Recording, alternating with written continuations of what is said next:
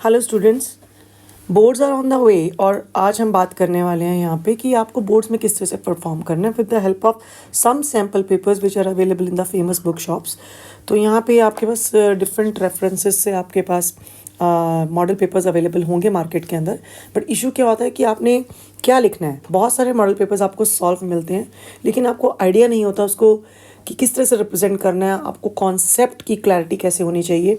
तो उसमें हमारा थोड़ा सी कोशिश रहेगी आपको ये बताने के लिए। So let me just start with this.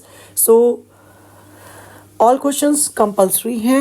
अब 5 सेक्शंस हैं, 33 क्वेश्चंस हैं। सेक्शन ए में यू हैव 16 क्वेश्चन जो 1 मार्क ईच है, यानी कि ऑब्जेक्टिव टाइप क्वेश्चंस है। बी में आपके 5 क्वेश्चंस हैं जो 2 मार्क्स ईच होंगे। सेक्शन सी में you have 7 questions about 3 marks each, and section D has 2 case based questions of 4 marks, and section E में you have 3 questions of 5 marks. So जो paper है board का वो इस तरह से कंप्राइज किया गया कि ताकि आपकी सब्जेक्ट नॉलेज और कॉन्सेप्ट का जो क्लैरिटी है वो चेक की जा सके।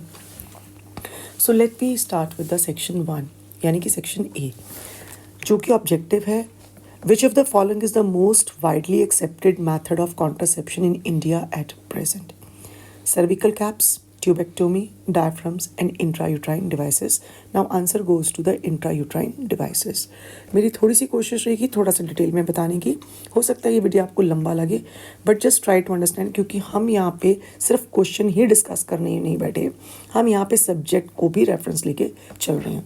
सो इंट्रायूट्राइन डिवाइसेस में यानी कि हम बात कर रहे हैं आईयूडीज़ की। सो आईयूडीज़ कैसे काम करती हैं? आईयूडीज़ जो है वो डिफरेंट मेथड से काम करती हैं, यानी कि दे स्प्रेस स्पर्म मोटिलिटी अगर वो कॉपर है, जो कॉपर वाली हैं, और अगर हार्मोन रिलीजिंग आईयूडीज़ हैं तो वो आपके सर्वाइकल रीजन में, यानी कि सर्विकल पार्ट के अंदर और यूट्राइन पार्ट के अंदर जो है वो चेंजेस ला देती हैं उसकी लाइनिंग में, ताकि अगर बाई चांस इम्प्लांटेशन होने का कोई चांस भी हो तो वो ना हो, और इवन स्पर्म की मोटिलिटी भी वहाँ से सप्रेस होती है।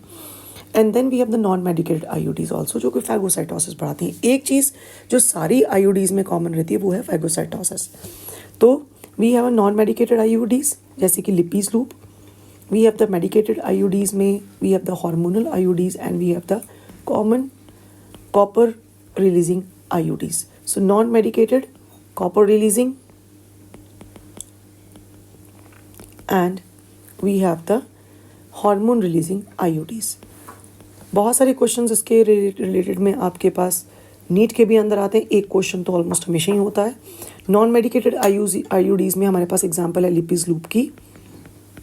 कॉपर रिलीजिंग में भी have example of copper T, copper 7 और मल्टी लोड 375। सो ये हमारे पास है। और हार्मोन रिलीजिंग आईयूडी में we have example of the Progestasert, and we have example of LNG-20।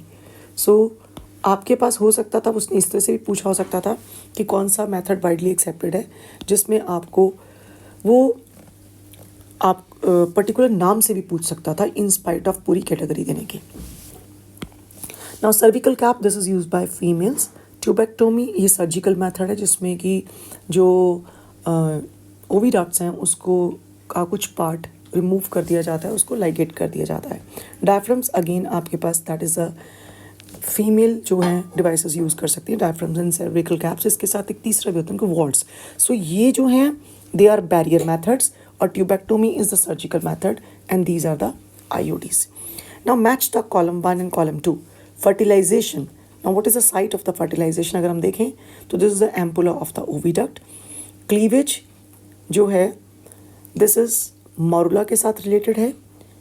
Now blastocyst it is going to attach with the uterine wall, and parturition is going to be with the vagina. So we have the choices A ka 4. Now B is your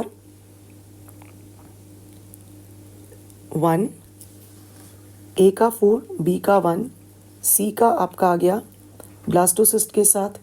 this is the uterine wall यानी कि 4, sorry, over here. सो यहाँ से आपको एक बात और भी समझ आती है कि जब हम कई बार क्या होता है कि 2 चॉइसेस देख लेते हैं, सीधा टिक कर देते हैं, तो you need to at least revise all the ones and then you have to give the answer. तो we can go with this, and D is okay. Which of the one of the following codons code for the same information as that of UGC? Now UGC के साथ अगर हम wobble hypothesis लगा के चलते हैं तो याद रखना कि दो सेम है और तीसरा डिफरेंट है। बट एनीवे अगर हम यहाँ से चॉइसेस को देखते हैं तो UGC के साथ हमारे जो जाएगा वो आएगा UGU, क्योंकि UGA और UAG दोनों के दोनों स्टॉप कोडोन्स हैं आपके पास। The Hardy Weinberg principle, again question आपका आ गया एवोल्यूशन से और जेनेटिक्स से। So Hardy Weinberg principle can not operate. सबसे पहले तो हार्डी-वीनबर्ग प्रिंसिपल कहता क्या है? हार्डी-वीनबर्ग प्रिंसिपल कहता है एलीलिक फ्रीक्वेंसीज रिमेन कांस्टेंट, और इसका जो एक्सप्रेशन है या रेट ऑफ एवोल्यूशन इज 0, यानी एवोल्यूशन नहीं होगा। Rate of evolution is 0। ये दोनों ही हार्डी-वीनबर्ग को डिपिक्ट करते हैं। तो कब रेट है? अगर नो म्यूटेशन, नो ड्रिफ्ट, कोई जीन पूल में चेंज नहीं आ रहा, नो माइग्रेशन मतलब नो इमिग्रेशन और emigration, and no natural selection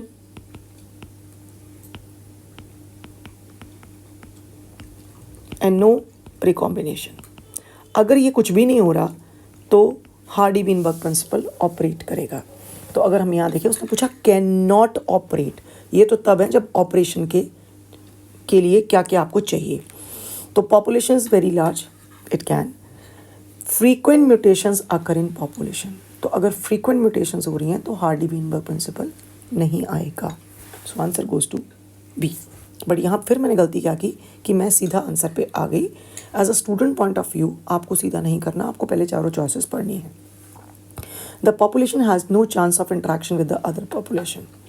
अगर पॉपुलेशन किसी के साथ इंट्रैक्ट नहीं कर रही, यानी कि पॉपुलेशन अपने आप में ही मीटिंग पे चल रही है, तो भी हार्डी-वीनबर्ग प्रिंसिपल नहीं चेंज होगा, क्योंकि सेम फ्रिक्वेंसी का लील घूम घूम के आते जाएंगे। तो इसका मतलब ये भी चॉइसेस नहीं है। Free interbreeding among the population, random breeding Hardy-Weinberg, non random breeding मतलब हार्डी-वीनबर्ग डेविएट हो गया है। नॉन रैंडम का मतलब क्या हुआ कि जैसे एक पॉपुलेशन यहाँ पे वो आपस में ही ब्रीड कर रही है तो फ्रिक्वेंसी आपकी मोर और लेस वही रहेगी। लेकिन अगर दूसरी पॉपुलेशन के साथ आपका ब्रीडिंग शुरू हो गया यहाँ पे तो फ्रिक्वेंसी चेंज हो जाएगी इस पॉपुलेशन की। तो इसका मतलब इससे भी आपका हार्डी-वीनबर्ग प्रिंसिपल कर रहा है। तो answer goes to your B, यानी frequent mutation. In higher vertebrate, the immune system can distinguish self cells and non-self. If this property is lost due to genetic abnormality and it start attacking the self cell, then it can lead to, यानी कि ये बात कर रहा है auto immune disease की, जहाँ पे हमारी बॉडी अपने ही सिस्टम के खिलाफ काम करना शुरू कर देती है।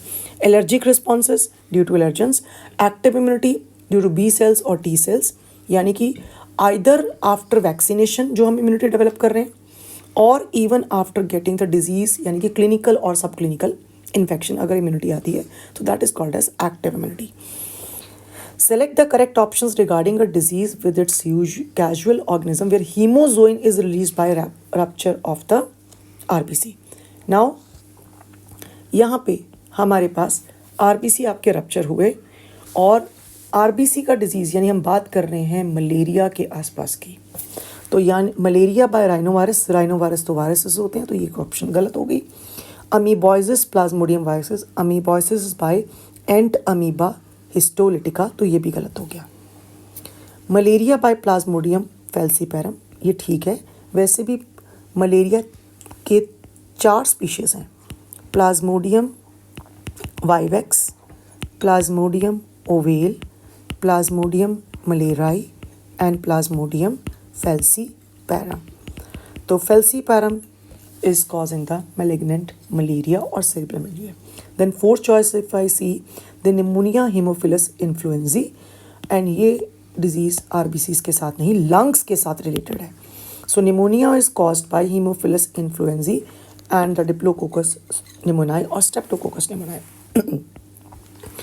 तो ये एक लंग डिजीज़ है जिसके अंदर लंग्स के अंदर इस तरह से म्यूकस भर जाता है, और उस म्यूकस में आपकी फ्लूइड लाइक जो है वो चीज़ें एक्यूमुलेट होनी शुरू हो जाती हैं।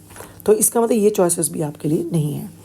Now come to next, which among the among of this is produced by distillation of fermented broth, यानी कि माइक्रोब्स के चैप्टर से ये क्वेश्चन है। Whisky, wine, beer, rum, brandy. तो क्योंकि यहाँ पे हम बात करें डिस्टिलेशन, अगर हमने पढ़ा है तो हमें पता है अल्कोहल दो तरह के, अनडिस्टिल्ड अल्कोहल और डिस्टिल्ड अल्कोहल। दोनों में डिफरेंस क्या होता है कि जो अनडिस्टिल्ड अल्कोहल है, अनडिस्टिल्ड अल्कोहल का जो अल्कोहल कंटेंट है वो लेस होता है, यानी इट इज़ अप्रॉक्सीमेटली बिलो 20%। और जो डिस्टिल्ड वाले हैं उनके अंदर अल्कोहल कंटेंट हाई होता है। सो अल्कोहल कंटेंट हाई, तो ये पूछ रहा है कि फर्मेंटेशन तो हर एक में हो रही है, डिस्टिलेशन। तो इसका मतलब विस्की, क्योंकि वाइन एंड बियर ये अनडिस्टिल्ड के अंदर आते हैं, तो वाइन कट, बियर कट, रम और ब्रांडी, यानी 1, 4 एंड 5। तो ये आपके पास आंसर आ गया आपका D. Now children with severe combined immunodeficiency disorder, that is SCID, cannot produce many type of white blood cells and fight infection. This is because they do not have functional gene to make enzyme adenosine deaminase. Some children with SCID have been treated with stem cells as shown in the given flow. तो इसमें क्या हुआ, SCID सबसे पहले क्या है, ये एक प्राइमरी इम्यूनोडेफिशिएंसी डिजीज़ है। बायोटेक्नोलॉजी की एप्लीकेशन का क्वेश्चन है। तो उसने कहा फंक्शनल एडीए जीन। सबसे पहले तो ये समझिए स्किड में होता क्या है। स्किड में आपके पास एडीए जो है एंजाइम नहीं बन रहा क्योंकि उसका जीन ही नहीं है। तो इसका मतलब जिनके अंदर जीन नहीं है उसके अंदर हमें वो जीन डालने की ज़रूरत है। So this is gene therapy. Functional ADA gene isolated किया, किससे किया, नॉर्मल इंडिविजुअल से। उसकी मैनी कॉपीज़ बनाई यानी क्लोनिंग करी। फिर हमने जीन को इंसर्ट किया वायरस के, क्योंकि कोई ना कोई आपको वेक्टर चाहिए ही चाहिए। तो इस केस में हम वायरस लेते हैं, अनआर्म्ड और डिसआर्म्ड पैथोजेंस जिसको हम बोलते हैं। Virus carry genes into stem cells and genetically engineered stem cells injected back into the child. Stem cells isolated from child's bone marrow. Question क्या है, why are stem cell used in treatment? Reason is stem cells जो होते हैं they are undifferentiated sales, यानी ये undifferentiated cells हैं, they can differentiate into a particular type of cell. अगर आपने बोन मैरो से लिया तो ऑफ कोर्स ये उसी में जाएगा, वापस बोन मैरो का ही सेल बनेगा। तो because they are undifferentiated cells and they can multiply to form a new cells. Stem cells are capable of dividing for long period to generate replacement for the cells that are unable to produce ADA. The stem cells here used to belong to child. There is no triggering of immune response. Stem cells are unspecialized and can differentiate and specialize as white blood cells to fight all of these. तो इसके लिए अब answer हमारे पास क्या जाएगा, all of these का जाएगा।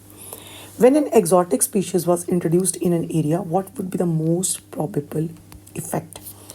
अगर आपने एक्सोटिक स्पीशीज़ डाला है तो आपने इकोलॉजी के क्वेश्चन से ये देखा होगा, बायोडाइवर्सिटी का क्वेश्चन है, the population of native species में decrease to very low level due to invasive alien species. Yes, ऐसा हुआ।